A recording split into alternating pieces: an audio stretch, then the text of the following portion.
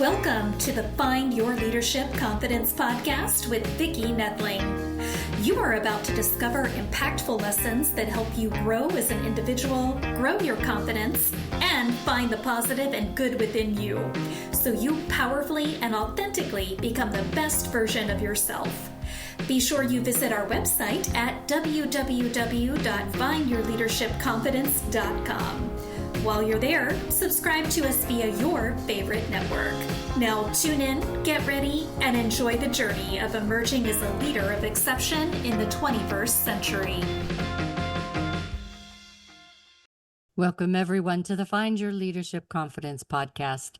I'm your host, Vicki Noethling, coming to you from Roswell, Georgia. The goal of this podcast is to bring topics and guests that will empower you to become that confident leader and take your business and your life to the next level. Today, I am very excited to have with me Dr. Yosi Amram. Dr. Amram is a clinical psychologist, executive coach, and pioneering researcher of spiritual intelligence, a concept that has received over 1,000 academic citations. Growing up in a Jewish home in war-stricken Israel, Dr. Amram received early exposure to religious fundamentalism, war, and trauma that can come with both things. He was not only a bystander in the war-stricken environment, but he was also drafted and served in the Israeli Air Force for 3 years. Dr. Amram's military service ignited his desire for a more compassionate and humane leadership approach. Yet, as the CEO of a public company with a rising stock price, he experienced a psycho-spiritual breakdown, which catapulted him into a spiritual awakening. Today, he leverages his past experiences and incorporates them into his work as a psychologist and a counselor. He has worked with individuals, couples, and groups dealing with trauma-related experience and is the author of the award-winning Spiritually Intelligent Leadership: How to Inspire by Being Inspired. Grounded in academic research and relatable case studies, this book provides a compelling roadmap that equips the readers with the means to connect with true source of their authentic power and presence deep within themselves. So today we're going to talk about what his book touches: spiritually intelligent leadership. So please join me in welcoming my guest, Dr. Yosi Amram. All right, this is going to be good. And I experienced the same kind of leadership from my time in corporate world, where it was not helping people thrive, survive, grow, and develop themselves, more so keeping control over them, which ultimately didn't help the company. Yeah, it's a sad fact. But, when we are not confident and insecure, then we try and control outcome. And then, control comes out of fear and instead of trust. And when we don't trust and we try to control, that creates resistance, animosity. Nobody wants to be controlled. And it doesn't empower people, so it doesn't bring out the best in people. And the research shows by Bain and Company, is one of the top management consulting companies in the world, that inspired employees are twice as productive as simply people coming to work to earn their paycheck and doing the minimum they can to get by. Now, in the old days, in the military or in the industrial society, whatever, you could try and command people. It was mechanical jobs. But, now you have robots and that gets mechanized. And so you become to more information workers, knowledge workers, where their productivity comes out of their creativity and so on. If you're a software engineer or you're a product designer or a marketing ad campaign manager or whatever, it's your creativity, it's your intelligence, your knowledge base. So it's hard to control that. You need to bring out the best in people to inspire them. And so then the question is, how do you inspire them? And you have to, then it comes into what we're talking about here is your confidence in yourself, being inner directed and being inspired yourself, being lit up. And when we're lit up, then and we're inspired, then we have the hope of inspiring others because our light, our radiance, our flame is out Mm, there and it draws people to us, to our vision. And if they are drawn to that vision, then you get a group of people, that a community that's aligned towards a shared goal. And now you have a community and a sense of belonging, and there's less toxicity, less politics, and it's all about shared vision, mission, purpose, and inspiration. And so that's a very different model than the command and control that's coming out of insecurity, out of fear, out of ego. yeah. So before we get into further into all of this great information, we start with two easy questions. First is, where do you live? Where do you call home right now?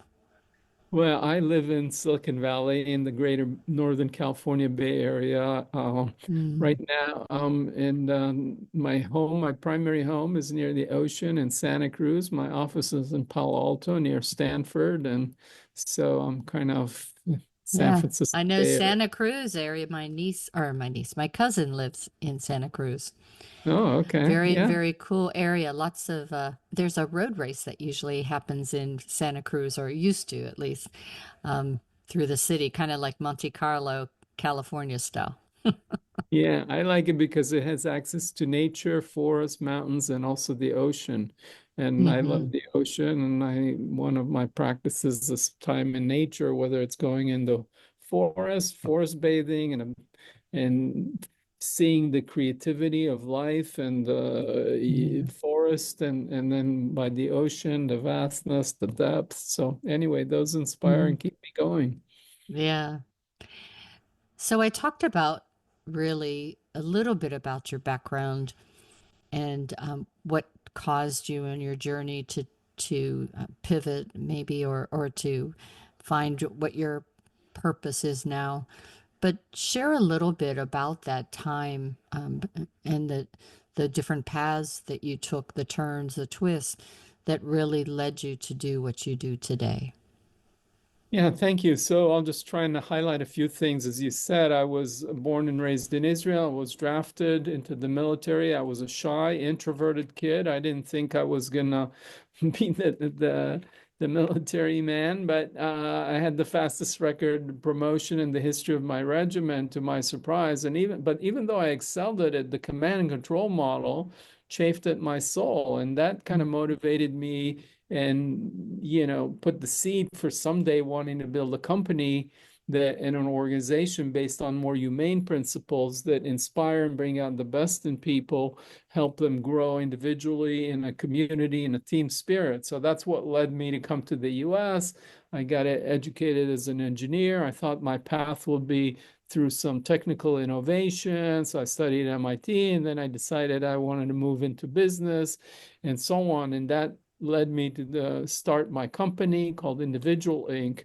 And you would get Vicky's morning newspaper on your fax machine. We had sort of machine learning software agents that would scan all the wire services and databases. This is well before the internet. I don't know if people remember the fax machine, data technology, but it was in the late 80s. And we were growing and raised all this money from, tens of millions of dollars, the top venture capitalists and companies like Microsoft and major newspaper chains like Knight Ridder. But, when the internet came, it basically became clear that all of this was going to go ad Yeah. supported free over the internet. And that was a huge threat. And I was frozen by fear because I didn't quite see how we were going to change our business model. And by then we had a lot of revenue, a lot of pressure, and a lot of employees. So I actually got depressed and burnt out. And I went into Mhm. clinical depression, and it was kind of a dark night for me. But I persisted and I turned the company around. We figured out an internet strategy. We became a high flying internet stock. And that's when I was trying to relax and get a massage one day. And just in the middle of getting massage, I was relaxing and dissolving my defensiveness. All of a sudden, I had this what's called a spiritual awakening experience where I felt my oneness with everything. Hmm. The floor through the massage, the face cradle looked like it was inside of me. And all of a sudden, I felt connected to everything. Everything was part of this field of consciousness. Well, that kind of blew my mind and my circuits. Yeah, I would think And so. I, and then my board and my team thought I freaked out, which I did. So they, they pushed me out and they put me on a quote unquote voluntary leave of absence. That was very painful because the company was my baby. I was the founder, I was the CEO, I was the chairman. And, our stock price got cut in half when it was announced. I mean, it was good for my ego, but it was devastating. But that changed the direction of my life. And I try to understand, how did I get here? Why Mm, was I so identified with the company? And underneath that, there was a sense of insecurity. So we're talking about confidence and what breeds mhm, confidence. And if my confidence comes from how others see and approve me, that is just coming from insecurity and lack of mm, confidence. I'm trying to compensate for that inner hole, that sense of deficiency, that I'm not lovable, I'm not enough as I am. If I make $1 million, 10 million, 100 million, it's never going to be enough. It's never going to fill up that hole of deficiency. And so that's why I was so driven, so passionate. And on the one hand, that passion and drive is great, but when it's coming from deficiency, it's very fragile. And that's what mm, happened to me. But then that's why I went and became a psychologist to understand myself. I started coaching and mentoring other entrepreneurs and CEOs, and I wanted to work deeper with them. And I heard about this term spiritual intelligence that was put forth by this woman, Dana Zohar, but there was no scientific research of defining what it is, how to measure it, like there was with emotional intelligence, that showed that people who have higher emotional intelligence are more effective, happier. So that was the path I set myself on for my doctoral research. So I mm. defined it, I measured it, and then I showed that leaders that score higher were more effective, lead teams with greater commitment, higher morale, lower turnover. And this is in a way that was complementary and reinforcing of emotional intelligence. So I had to see that it's add something beyond that. And even though the two are a little correlated, each have its own effect and they have a synergistic effect. And since then, there's been other research using my instrument that showed that leaders that score higher produce better financial results for their organization. So not only is it good for the employees and the morale and the commitment and feeling a sense of belonging and a healthy work environment that's not toxic, not political, but Mm. it's also good for the bottom line. And that's where our individual well-being and collective well-being lines up. And to me, that's very exciting. Yeah, especially if you think about, you know, as we talked about earlier, how the leadership in the 20th century really was all about my way or the highway, and don't bring in your personal life. You come to work, you do your work, you leave your life at home. But what I always found so frustrating was whenever I was trying to motivate, inspire, persuade my team, I needed to know about their personal life, the things that were bothering them, or what made them so satisfied or happy. And you couldn't separate the two. Yeah, of course, people have to feel that you care about them, and people care about leaders that care about themselves, and people trust leaders that trust them. It's just part of the mutuality of human relations. So, yeah, I mean, you run into them in the coffee machine or the water cooler, and you say, "How was your weekend?" and "How what happened?" And if they have a new child born or they have a tragedy, and you have to maintain some level of boundaries. You're not necessarily Mhm. their best personal friend, but Right. you are showing human care and interest, and that engenders loyalty. And that's what defines a community. It's a group of people that has a mutuality of care with a shared purpose and vision that we're all working towards. And when we feel that sense of community and belonging, then we're committed. There's lower turnover, there's less politics. We're in this together. And that's so critically Mm. important this day and age because we have a Yeah. loneliness epidemic. And, people are working remotely, partly remotely. So feeling some alignment, some emotional connection to the group of people I'm a part of, to the mission of the organization is so important to bring out the best in them. So, Yeah. yeah, you can't just have, okay, I get my social human needs at home and I come to work and I'm like a machine, I'm like a robot and just produce, Hmm. produce, produce. It doesn't work that Yeah. way. No, no, it doesn't. So let's continue to talk about the practical strategies for developing this spiritual intelligence, techniques of inner reflection and breath awareness, which I love. Love to have people to talk about breath work because for me, it's always been that one key element that helps me stay centered and focused and able to deal. Yeah, well, if you think about it, what is breath and what do leaders do? Let's first of all differentiate leaders from managers. Managers manage resources, make decisions. This was a classical Harvard Business School class, my first week at my MBA program. What differentiates leaders from managers? But leaders inspire, and what's the root word of inspire? Is spirit, and what is spirit? Comes from Latin. What is spirit, the animating breath of life in so many Yeah. languages, in Hebrew, in Greek, in Sanskrit.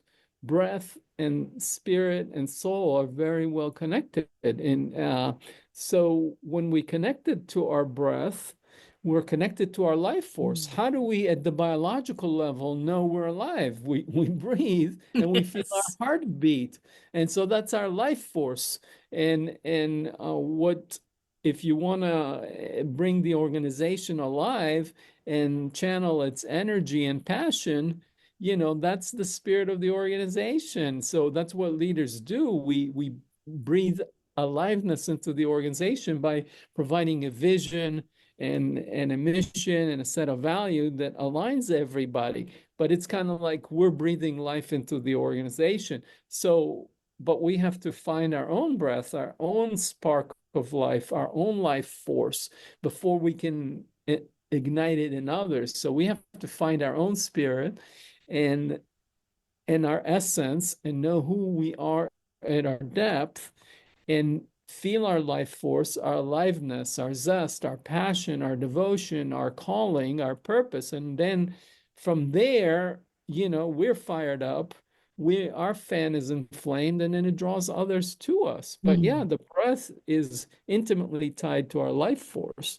And that's without our life force energy, we're deadened. There's no passion, there's no Yeah. zest, there's no vigor.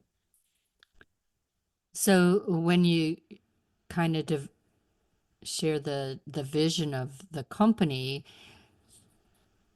I think again, if we go back to the way it used to be, it was you come in, you do your job, and that's it, But really, what we found now is that employees will give you more when they understand why what they do inspires, informs, and helps the vision of the company, the purpose of the company, the mission of the company. So, understanding what is our purpose and uh, do we. Uh, so, how are you helping as you coach the leaders to be able to find the fire within themselves so that they could spread that fire to their employees? Yeah, so really at the individual level is analogous to the corporate level, and this is not just at the CEO level, at any level, what is our purpose? It could be a team of mechanics at an airline. And what are we here? We're here to service the airline, to make the airplanes as safe as Mm. possible, turn them around so they can leave on time. I mean, how many times we have been stuck in the airport because there's a mechanical Yes. problem and it's so frustrating. So if you're leading a team of mechanics for an airline, you have a purpose, which is to, make the airplanes as reliable and so on. But in the back of your mind, you know that that's tied to giving the best service to the passengers.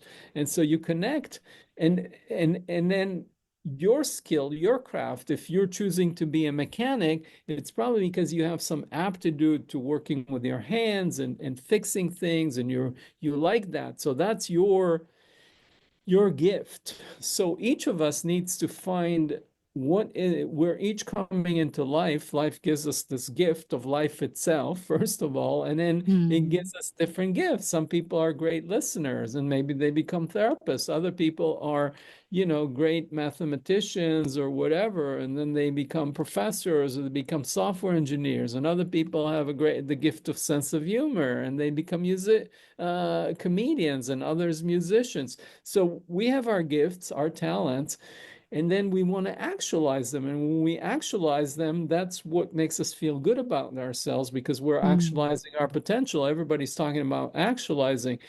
And then the other piece is that it's contributing to others. So that's what the Japanese, I forget the term they call about, that's convergence of what's needed, what's my gift, and what's my contribution. And that gives us the deepest satisfaction and meaning.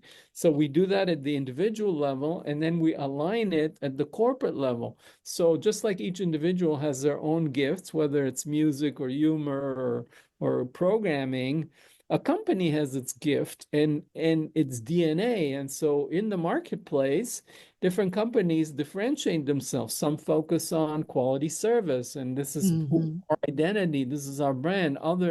We're the low cost producer. Other ones, whatever. So in the marketplace, companies do their SWOT analysis, strength, Mhm. Yeah. opportunities, and it's kind of like an individual does. What are my talents? What are my gifts? And how can I use them to serve?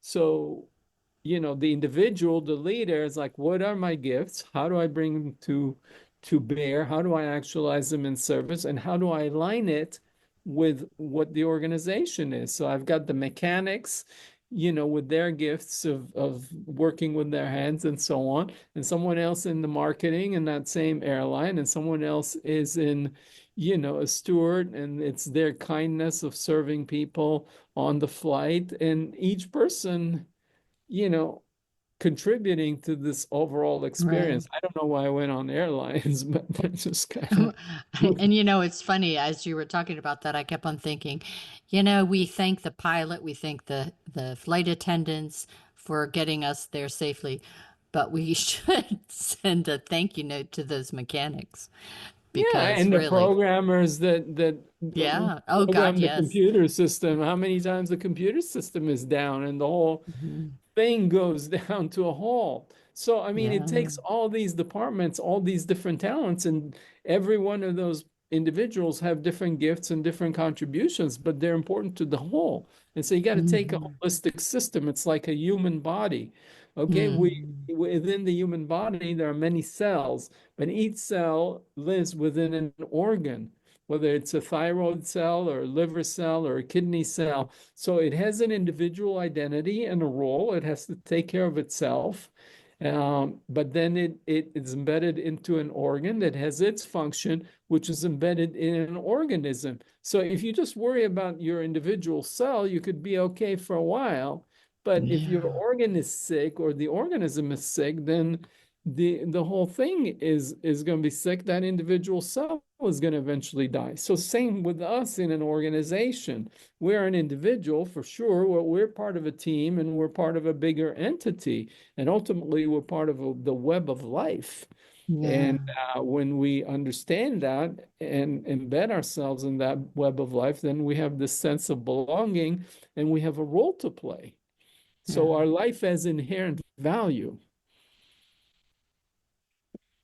I did a junior achievement project with fifth graders years ago, and we took a automobile manufacturing, and it Uh-huh. was to demonstrate just what you were talking about, that web of life and how, well, that car may be made by Toyota or Ford or whomever, but each individual part was coming from different parts, and they had taken some yarn and just went from the car and then went to all those different things, and it created as you said, a web. And it was eye-opening for the kids to see that even though this car was being built in this one location, if one of those pieces of the web was not available, that car would not be made. Yeah, the tires have rubber and the electronics have platinum and whatever, and that comes from Mm-hmm. mines. So there were some miners Yeah. that had to, in some place, mine that metal to build the electronics and all the different pieces. So I mean, it Mm-hmm. just takes when you pick as what's his name? Muir said you could pick anything in the forest and you find out that it's connected to everything else and it's ultimately connected to the entire web of life. But when we Yeah. feel that, then we have a sense of belonging and we're out of this straitjacket that we put ourselves in as Mm. an I'm a separate individual. And the reality is that, it may look that way to our eyes and the way we're conditioned, but every breath I take, I'm inhaling oxygen that the plant here on my desk is producing. It's exhale, and every exhale I have of CO2 is its inhale. So I'm in Mm-hmm. an interdependent living experience with this plant on my desk that looks separate, but it's Mm-hmm. not. But together. Well, time has flown by. I knew it would. This is so, so very interesting. I have one question. What do you wish you would have known when you were 30 that you know now? Oh my God. And you Uh, only have a minute to answer that. well, I think I wish I knew that my worth and my value is intrinsic to me, as opposed to I Yeah. had to prove myself, I had Oh, to be CEO, I had to make millions of dollars, I had to build a company, take it public for my life to have meaning and worth. And that would have been true intrinsic confidence. And if I had that, that would have been my vaccine, my inoculation against getting depressed or whatever. It's mm, because so much of my self-worth and identity were tied to making the company successful, and I was attached to a particular path. And then when the internet came, that was the whole story that got me depressed. So I wish I had that. But in another sense, that tragedy, that thing also became my blessing. So the other flip side of that is to know that there's a hidden blessing in our difficulties, in our tragedies, and that's what makes us stronger. And the yeah, lessons I've learned can now help me help other people. So, I agree with you. Those things that really, you know what they say, the things that will, you know, cause us such grief now really will make us stronger later. Yeah, yeah, Mm. it's a You just cliche. It won't, mm, whatever doesn't won't kill kill you you, makes you will make you stronger. stronger. And it's true, and it's a cliche, but it's a painful truth, and this is Yeah, not to bypass the pain of the moment. When I was pushed out of right. my company and when I was depressed, it's very painful. This is not to deny Mm, it, but yeah, it can give us the base, the resilience and the trust and the perseverance that if we persist, we will find the hidden blessings. We will survive. mm, Just like I've survived those past crises, I'm here. So when the new difficulty, the new challenge, the new catastrophe, tragedy happens in my life, I have more resilience because yeah, I've survived those past things and things will work out at the end. that's right. Well, if the audience has enjoyed our conversation as much as I have, they'll want to get in contact with you. So I do have a slide, as always, for you all to be able to get contact information for Dr. Yosi. The information will be on my YouTube channel, Vicki Noethling, so please do subscribe, as well as my findyourleadershipconfidence.com. So the website is yosiamram.net. That's YOSIAMRAM.net. Instagram is Awakening Spiritual Intelligence. LinkedIn is his name again, Yosi Amram. And then YouTube is at Awakening Spiritual Intelligence. I'm going to turn it over to Dr. Yosi. He's going to tell you about things he has out there on his website that might help you, resources, links, as well as what he puts out there on YouTube and the social media, Instagram and LinkedIn, that again might be resources, how often he puts things out there. So if you DM'd him, you know how long it would take for him to respond. So, Dr. Yosi, it's all yours. Oh, thank you. Thank you for that, like giving me the platform to highlight some of the offerings. So if you do go to yosiamram.net, you'll see a link to another website called Intelligence C. It's like the word intelligence, except it's SI at the end instead of CE, which stands for spiritual intelligence. And there are free assessment tool for you could get your profile of spiritual intelligence strengths and opportunities along all the qualities of spiritual intelligence, 5 dimensions having to do with meaning, with grace, with consciousness, with presence, and so on.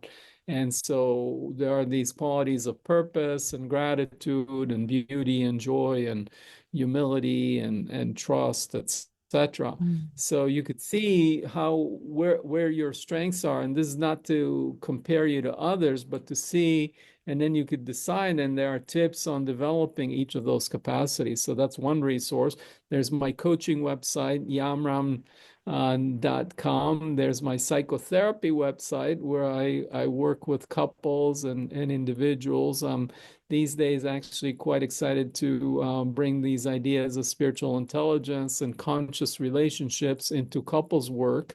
And I do that. So, there are many directions that we can connect. But in the YouTube channel, Awakening Spiritual Intelligence, you will see there are talks that and resources for each of these qualities. I have free events I host once a month.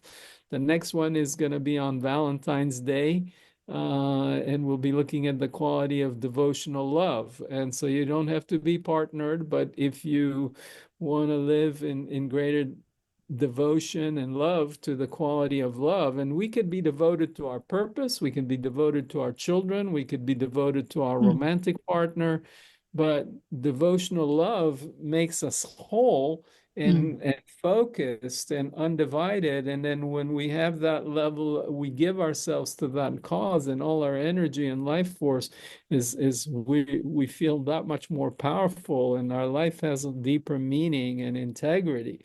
So anyway, I invite you to join us for this. It's a free event. You can register at yosiamram.net.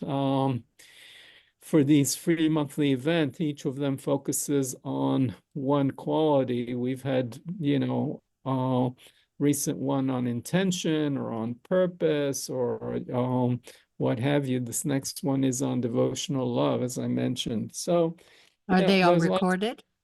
Yeah, they're recorded, and then if you can't attend it live, you can get it on the YouTube channel. And there are Awesome. exercises that people do in small groups and dyads or triads. So it gives an opportunity to connect with others. But the recording is set up so that you could do those exercises on your own through journaling or a Awesome. monologue or inquiry. So yeah, so it's all very experiential. It's important. You can read my book, and it's great and has all the case studies, it has exercises, but it's not the kind of thing you read over the weekend and you've mastered spiritual intelligence. It's like building new habits, and it's like you go to the gym and you work on different muscles groups. If you want to be fit, you have your triceps and biceps and pecs and whatever, and you gotta you got to keep working them, otherwise they atrophy. And That's right. so with spiritual intelligence, there are all these qualities like different muscle groups, and you got to exercise them and develop them. But it's fun, it's meaningful, and it makes life more rich and more passionate, more empowered, more connected, and more inspired. And when we're inspired, Awesome. we affect others, we feel our goodness emanates, and that's very fulfilling. Awesome. You can get that book by visiting his website, and you could get it on Amazon as well, correct? Yeah, and you can go to Barnes and Noble, and there's still Perfect. some stores. But yeah, anywhere you can get books online, you can get Spiritually Super. Intelligent Leadership. Excellent. Dr. Yosi, thank you so much for being such a great guest. I really enjoyed our conversation today. Thank you, Vicki. Thank you for the opportunity and the resonance and the platform, and yeah, and your warm reception and welcoming. And like right now, I'm enjoying connecting with you and feeling your presence and smile. And so, yeah, it's wonderful to Awesome. find. As always, I remind everyone that life is a journey, and it's up to you to enjoy the ride. This is Vicki Noethling, signing off. Thank you for tuning into the Find Your Leadership Confidence podcast with Vicki Noethling, where we share impactful lessons that help you grow as an individual, grow your confidence, and find the positive and good within you so you powerfully and authentically become the best version of yourself. Remember to visit our website at www.findyourleadershipconfidence.com and enjoy even more great episodes like this one. Again, while you're here, subscribe to us via your favorite network. We look forward to seeing you next time on the Find Your Leadership Confidence podcast.